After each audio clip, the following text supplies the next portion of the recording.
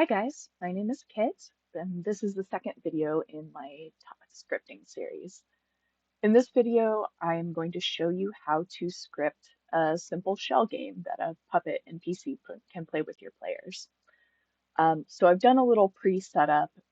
What you see here is just a basic tot puppet and some decor because I wanted to have him have his cups out in front of him, and the dialogue that I pre-wrote some dialogue for this has a reference to a bunny toy as the ball. So I put down a little, you can kind of see my tiny rabbit there. So did a little pre-work for this one, but like I said, I just threw down a puppet and did some customizing on the character. So we'll come back to how to use that puppet in a minute. But I'm gonna go into your scripting menu here and start a new script.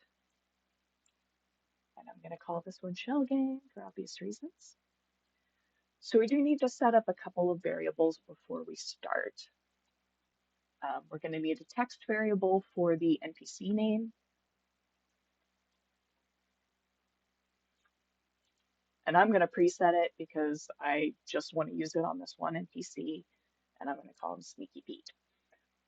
If you wanted to have this as a script that could run for multiple NPCs, you could make this a parameter, and then when you would set up your puppet, you would fill in that parameter as the name of the puppet who is running the game. So you can build this in a way that you can have multiple puppets do it elsewhere in your world. I'm just doing it for one, so I'm going to pre-fill that sneak peek.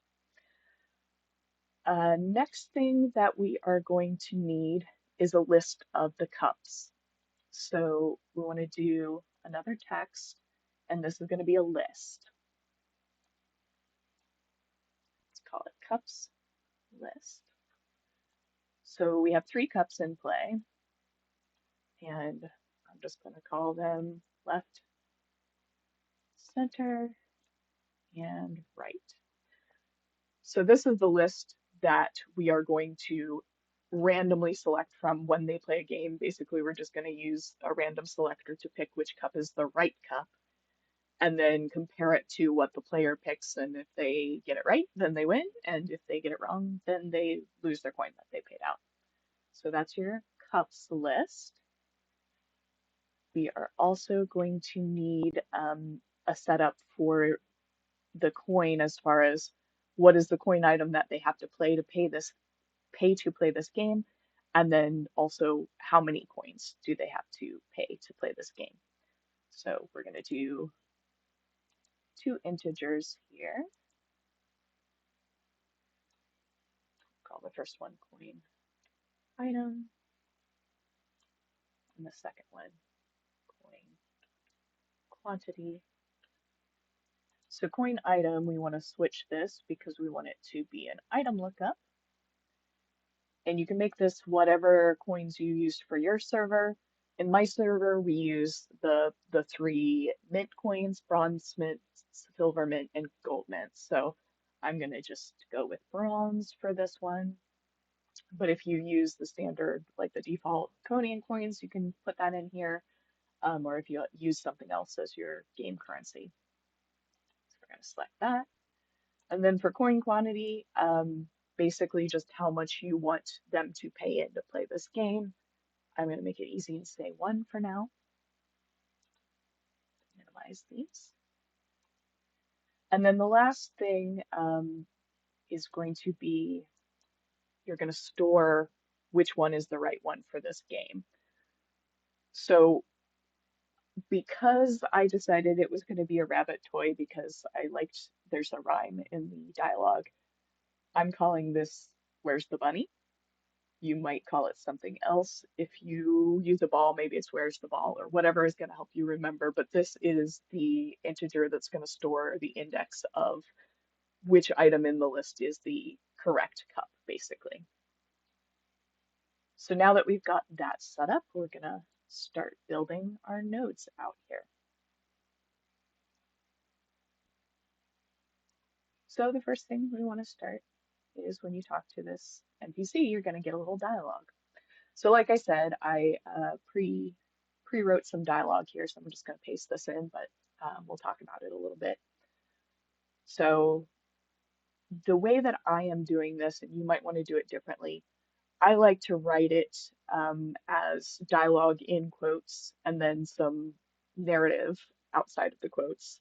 So I like to actually say like NPC name, this in this case it's Sneaky Pete, shuffles cups around on the table, then lifts ones to show the toy rabbit underneath the center one. So if you prefer, you can also just put your dialogue text without quotes, and then you might want to fill your NPC name here. And how that would show up, it would have the NPC name and then a colon and show the text. I prefer to write it out like you would write a book. That's just personal preference. Also, I did want to show you, you've got in here this variable, and the reason why it has an at sign instead of a $sign is because this is a text variable. So the way that these get handled differently, if you use the $sign for a numeral variable, if the variable is empty, then you get a 0. If it is a text variable and you use the at sign and it's empty, it just shows nothing. That's the main difference between those two. In this case, we would never want this to be blank. That would be a bad thing. But it's good to get in the habit of using the correct at or $sign for the kind of variable that you're using. It's just, like I said, good habit to get into. So then, of course, he's asked this question, you want to play, so we have to give the player a couple of options, whether they want to play or not. So we're going to start an answer group. That's the node create answers group. And then within that answer group, we have to add some answers to this group. So for this one, I'm just going to have yes and no, just 2 answer options. These should be connected on their then do is what goes to the next one. And then once you've added all your answers, you need a send answer group. So one thing to pay attention to, you see here the answer group, all of the items in this chunk have to have the same name for the answer group or things get messed up. Usually the first one I do, I just leave it on the default answers because I don't see any reason not to. You could change it if you wanted something more descriptive. You could change it to something else here. I like to leave it on that because it's easy. So that's our first answer group. We're going to go into each individual answer and put in what text we want to show. I'm going to make it simple. So when they say yes, I want to tell them how much coin and which coin they will be charged if they say yes. So I'm going to put this in parentheses and say, so we're using our $sign again because it's an amount, a number. Said coin quantity was the number of coins they have to pay. And then put in the at because this is going to be text for the, oh, sorry, I forgot a variable. Let's pop over here one more time. We need one more text variable. And this is going to be coin name. Actually, let's go ahead and add one more node here because you can just type the coin name. You can be lazy. I like to do it this way because that way if you ever wanted to change the coin, you don't have to go through and change the name as well. It just automatically will change. So we want, I believe it's get item name. Yep, here we go. Move this over a little bit. And the item ID would be our coin item. And then we'll save that into coin name. Sorry, I forgot that piece. Okay, so now we have our coin name to put in here.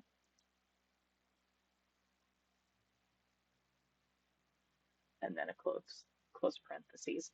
So that will show for mine, because of the values I put in, that would say yes, and then in parentheses, it would say 1 bronze mint. And we're just going to add a no. Okay, so that's how you create your answer tree, and you can add as many answers to this as you want. If you want to have a list of answers, you can do that. So once you've set up what your answers are, then you want to decide what happens depending on what they click. So that's obviously this little click box here. We're going to take out. So if they do want to play, what do we do? Well, the first thing is we have to check that they actually have the money to play, because they say, yes, I want to play, but if they don't have, oh, it's has item. If they don't have the money in their inventory, then obviously they can't play. So we want a has item node. And so this we're going to leave alone because yes, if we want to play our inventory, and we want it just to default to the player who triggered the script. So we're going to leave this all as it is. The item ID will be your coin item, and the quantity should be your coin quantity. So if they don't have that item, then what we want to do is do a little send dialog here to say, yeah, sorry, you can't play because you don't have the money. And again, I have a tab out here to grab my text for that,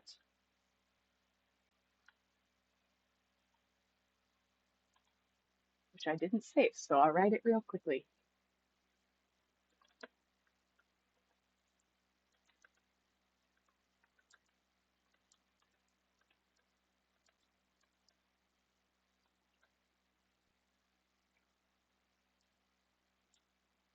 And then once we've said, nope, you don't have the money, then we're just going to close out of the dialogue, and that will be the end of the interaction. But okay, let's say they do have the money. So if they do have the money, what we want to do is take that money out of their inventory. So we're going to do remove item is how you pull something out of a player's inventory. Again, we're just going to leave this stuff up here alone. Item ID is your coin item, and quantity is your coin quantity. So, okay, we took their money, and then next, we want to play this game. So let's pick which of our cups is going to be the cup.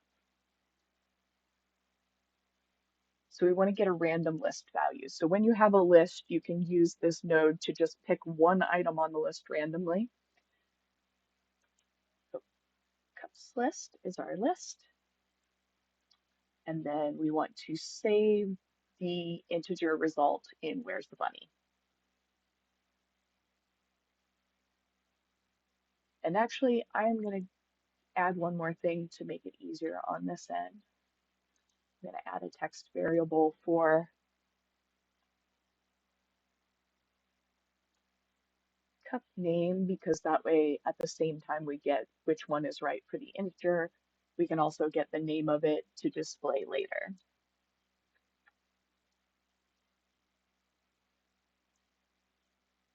All right, then we're going to do some more dialogue because the person has said that they want to play, but we haven't actually responded back to them yet. Pull up.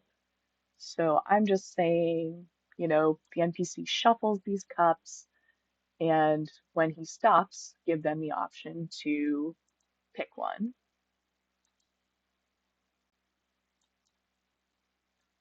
So now we're back to our answer group again. And I'm going to be really lazy. I'm just going to call this one answers to, because again, it's easy. So for this one, I'm actually going to loop through the list. You could manually add these three answers. And when it's a list of three, it's not that big a deal to go through and manually add them. But just to kind of show you how looping through a list works, I'm going to go ahead and do it this way. So you want a for each loop. And what that does is it takes a list and it goes through the items one by one and performs some kind of operation with those items. So with our cups list,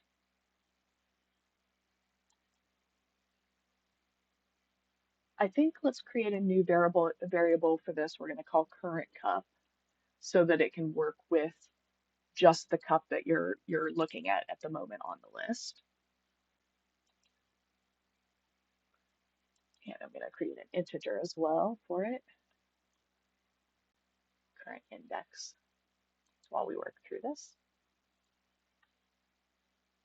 So basically for each item in the list, we just want to add it to the options of the answer group. We're going to add answer to group. and this should be answers 2.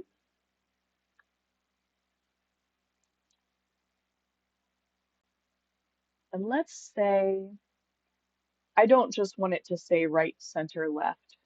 I want it to say right cup, left, center cup, left cup. You don't have to do it that way. That would be my preference. If you just wanted it to say the first word, you could go ahead and use this current cup text that we just created. But I want to be fancy, so I'm going to use that again. It's a text variable, a string variable, so we're going to use the @ sign.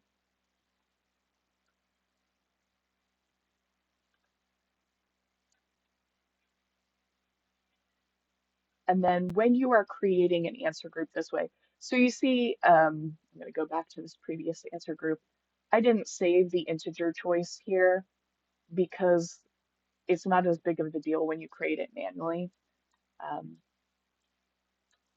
it can be sometimes important to give it an integer here because sometimes when you add it this way and then you leave that loop, it gets a little mixed up. So I'm going to give it that current index so that we can keep track of which answer we're on.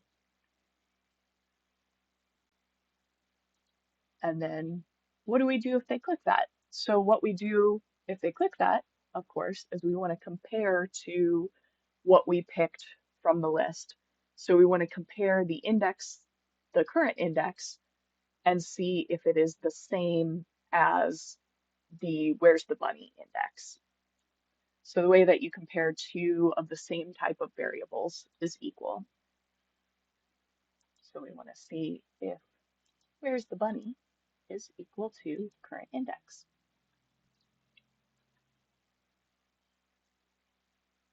Actually, I'm going to do false first because I think it's a little bit of shorter. So if it's false, basically we're just going to say, oh, too bad, so sad.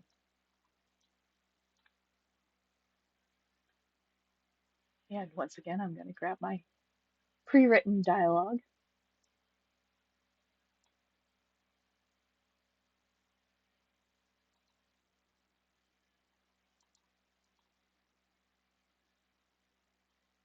So I used an extra variable here. So remember when back when we picked the random list item, we also wanted to get the name of that cup. And this is why, because I wanted to be able to say at the end to say, oh, you didn't get it, but here was what the real answer was. Because even though it doesn't matter from a, game standpoint for a player, it feels very frustrating if it's just like, no, you got it wrong. They like to see, okay, but what was the correct answer? So I like to show that. This is where I'm showing that. And then there are a couple of things that you can do here. If you want, you could just close the dialogue, or you could also give them the option to play again. So I'm going to give them the option to play again. And actually, I would need to put that in the dialogue here,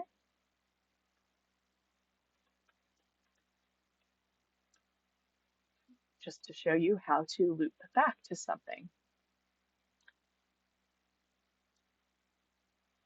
So we're going to got to do an answer group here real quick.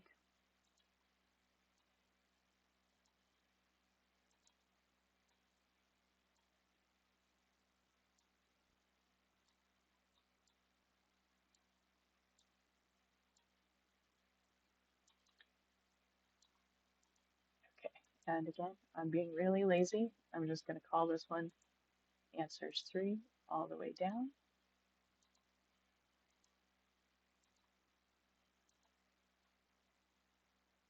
And we actually,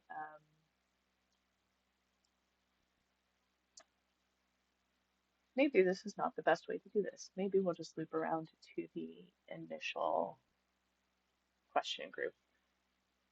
So this is the other thing that I kind of want to talk about. So you're seeing me do this in real time and you're seeing some of my process is sometimes I start to build something one way and halfway through I go, that's not the most efficient way to do this and reconsider. So it's we're always like learning. So please know that everybody does this. Everybody kind of works through it and then comes back on things sometimes. So what I need to do here to be able to loop back to this original answers group is I need to add an anchor.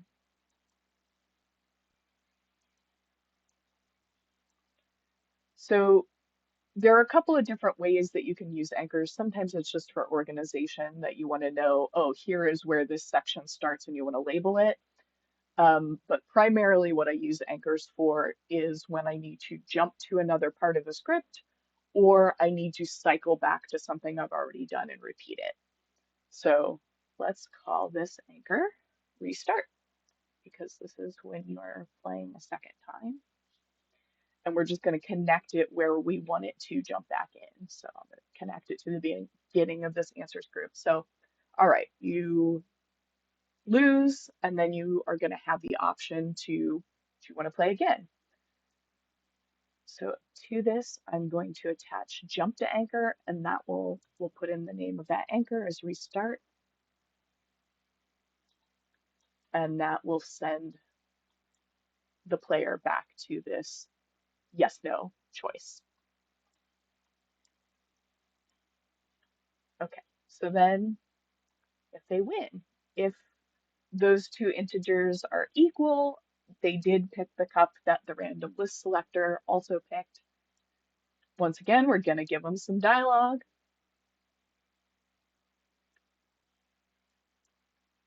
I keep tabbing to the wrong space, but I'll grab my pre-written dialogue.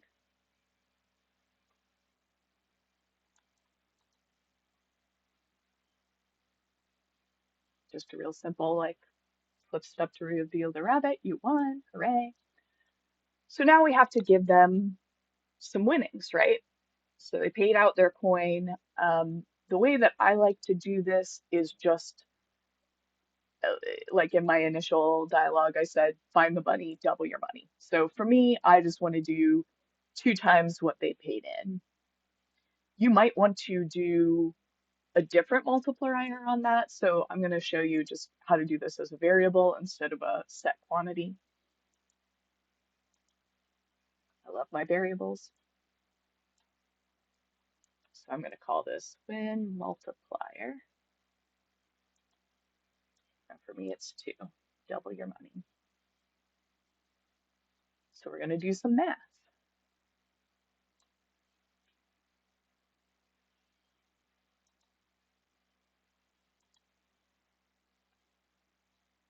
And we're going to multiply that initial coin quantity that they paid in by the value that we just created, win multiplier. And we want to truncate that to an integer. And I'm going to create yet another new variable for that. And let's just call this winnings. So it's going to do that math to figure out how much we should give them back. Like, here's what you won. To put that in their inventory, we're going to do add item. And this works kind of just like the has item or the remove item in reverse. So we're going to pick our coin add item as our ID. And our quantity is just going to be what we did the math for, the winnings. And then, you know, okay, great, they won, they got their money. Maybe they want to play again. So I'm going to give, kind of like we just did for the losing side, we're going to do a quick dialogue like,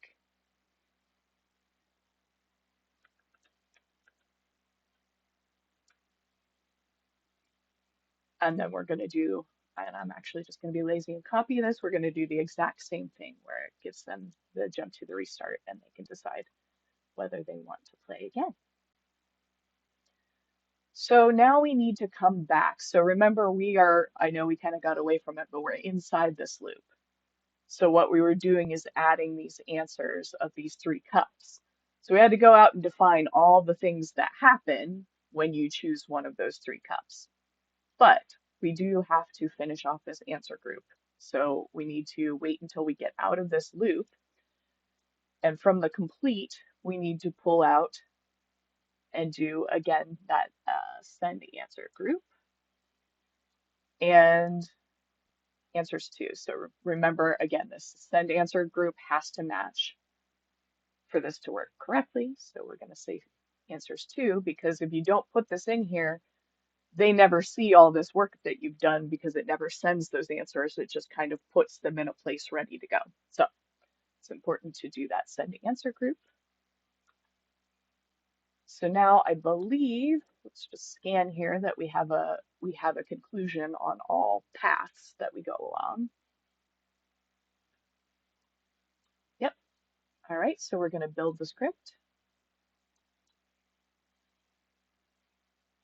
And then we're going to go back and put it on old Sneaky Pete here. So you just go into the radial menu, you're going to edit your puppet. I like to have an internal name that is pretty matched with the external name. I usually do it without spaces because I come from a programming background and it's generally not good practice to have spaces in the names of things. But other than that, I try to make it match what shows externally. And you can look a little bit more. I'm not going to go too deeply into the Puppet settings, but you can look a little bit more in, if you want them to have a visibility schedule, that they're only available certain times of the day. You can set that either to be game time is what the default is, or you can also say you want it in real time based on your real server time. I'm not going to mess with that right now. The main thing that you need, like I said, you want to do those names because you want a nameplate to show up for them. I'm going to save that before I go on to the next step. And then you want on interact. And what you're going to choose is run script. And the script that you just created, the shell game. As I mentioned, if you wanted to have this on multiple NPCs, you could have done that NPC name as a parameter that you can fill in. If you had done it that way, you would also get a little text box under here that you put that NPC name in. I didn't do it that way because I'm just for one. So you choose your script, you're going to save. So now I've got Sneaky Pete's name showing up, and then we're going to run this as a test, and hopefully we should get our little shell game. So let's interact with him. So you can see it filled in Sneaky Pete's name. You can see down here where I talked about the quantity and then what kind of coin it is, 1 bronze mint. So if we say yes, he shuffles it and we get the option of these 3 cups. So doesn't really matter what we pick. I'm gonna go right down the center. And hey, first try, got it. So we just see that he flips up the cup to reveal the rabbit. You won, great. Let's play again because I want to lose so that you can see that. I'm going to pick center again for probability reasons. Ooh, okay, I might have broken something.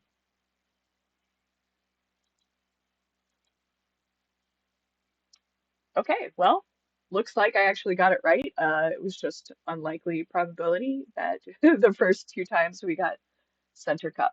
So you can see this last time I chose it, flips up the cup you choose, nothing there. And then he flips up the right cup to show the rabbit. So you can see both what happens when you win and what happens when you lose. That's it. It's a pretty simple thing, but that way you get to see what it looks like to create dialogue, what it looks like to, ooh, here we go. All right. You can just see I chose no and it didn't close the dialogue, so I have missed something. Let's take a look at that.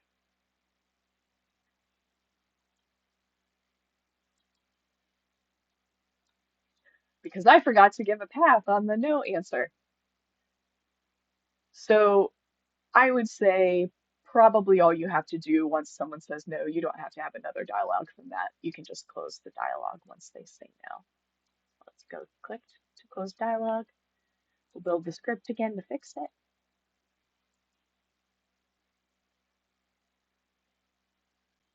And then if I choose no from here, there we go, close this out. So that's pretty much it. So you have seen how to do the dialogue with an NPC. You've seen how to pick an item randomly from a list. You've seen how to construct an answer group that the player can answer your question and how to follow those paths out to what is the conclusion when they choose a specific answer. And you got to see how a loop through a list and adding answers based on that list works. So that's number two. Hope you get to make some cool games to play, and we'll see you next time.